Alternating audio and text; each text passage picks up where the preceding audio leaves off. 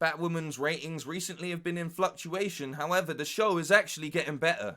So let's talk about it. An unbirthday present is the 11th episode of Batwoman. Currently, we're feeling the fallout effects of the Crisis crossover and also getting back up to speed with the main storyline, which is great for me. Look, I'm not going to lie to you. I love this episode. If you ask me, this is the best episode in the series, and this is why. Batwoman is a good show, not because of Batwoman. I'm just going to say that. She plays her role well, and she's feeding into it, but the star of the show is Alice, right? She is the one that's driving this show so well. We finally, and I'm not going to say finally because CW, they get it right sometimes, but they also don't. But for once, we've got a villain that I actually am really on board with. They've done the Netflix approach where they sort of give you the humanization of the villain. They've done what Joker does. They understand that if you explain and show that these people have triggers and reasons on how they got there properly, then usually you get a better compelling story, especially when you're telling both sides of the coin. So this episode takes place on Beth and Kate's birthday, which is obviously a big day for both of them, and it's going to have them thinking a lot about the past and who they are now and where they are in life. However, what makes this episode really interesting to me is the fact that there's a doppelganger version of Beth.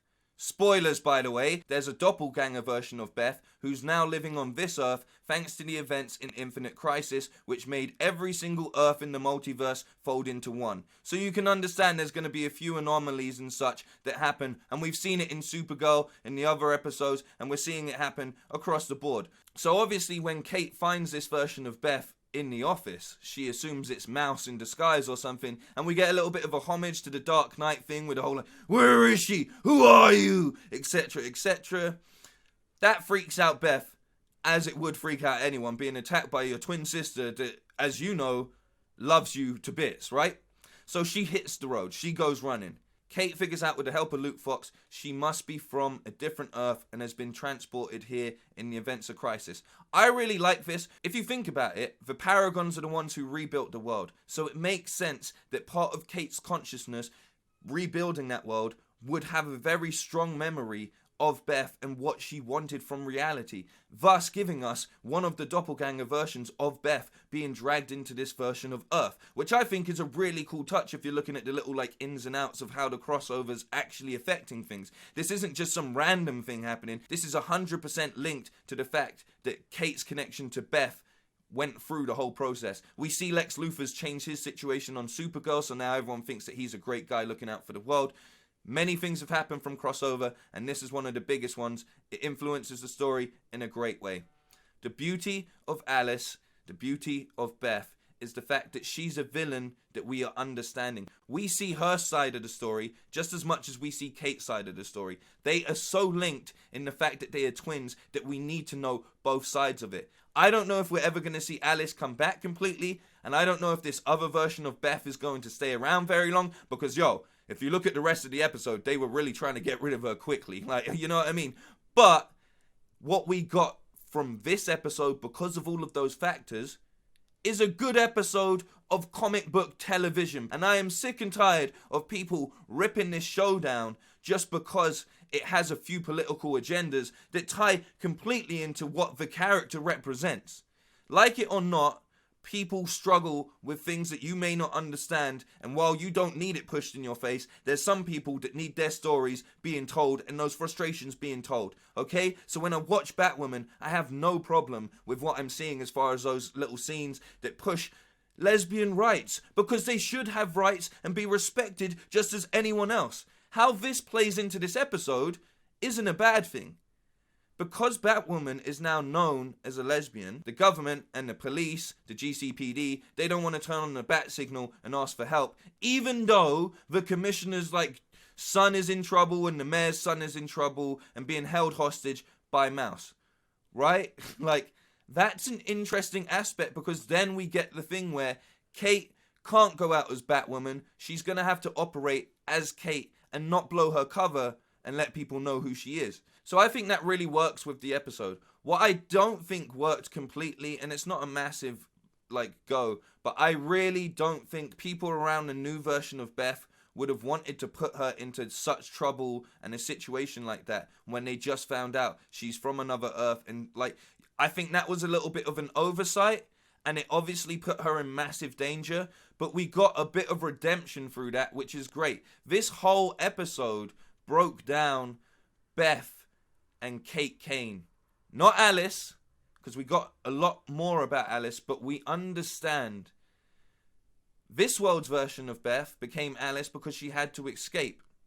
That world's version of Beth is everything she could have been.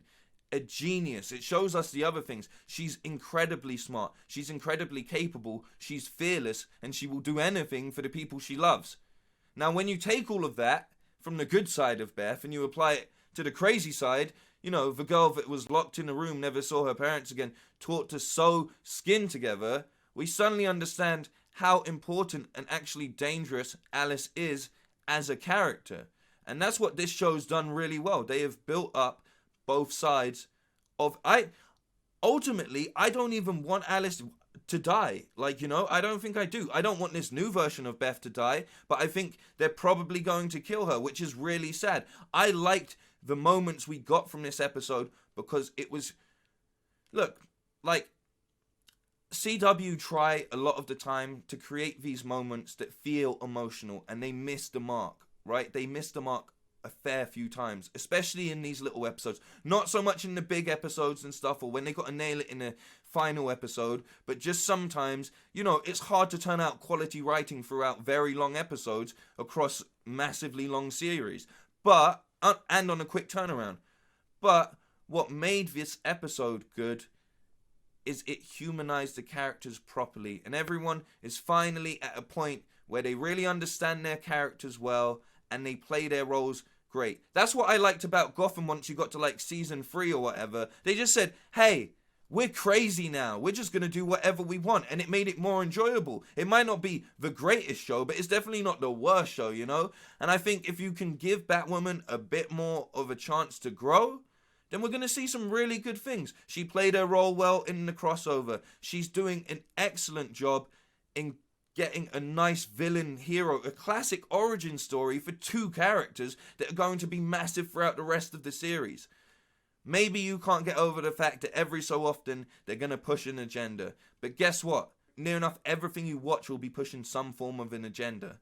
You know? So it's just if that agenda works with your opinion on things or not. And if you can hold your tongue on it or not. Or if you're going to get a television show removed just because you don't like one aspect of it, because you feel it's too woke or in your face or whatever.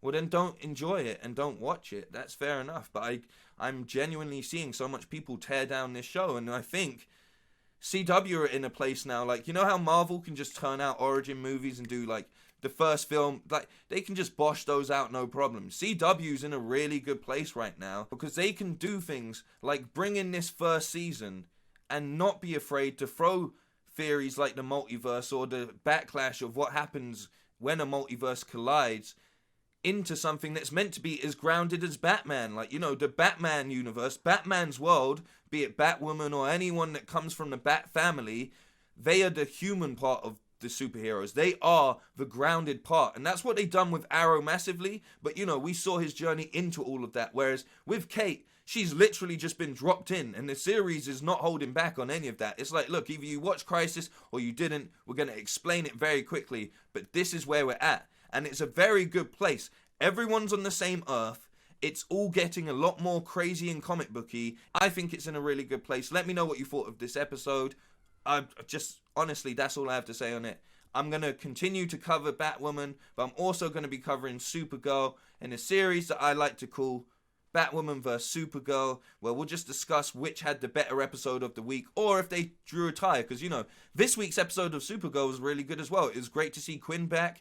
I like the Toyman character that they create with him, and I like Brainy's story at the moment. He's going for a really good arc, and you know what? This is my favorite incarnation of Lex Luthor in any version of the universe currently, like, as far as, like, on camera goes. So, yeah, CW, Sunday nights. Sorry I've been so busy, I couldn't drop this any sooner, but, you know, hey, we're in the UK as well, so catching up is whatever. Let me know what you think. Enjoy your day. Like, share, subscribe, and all of that stuff.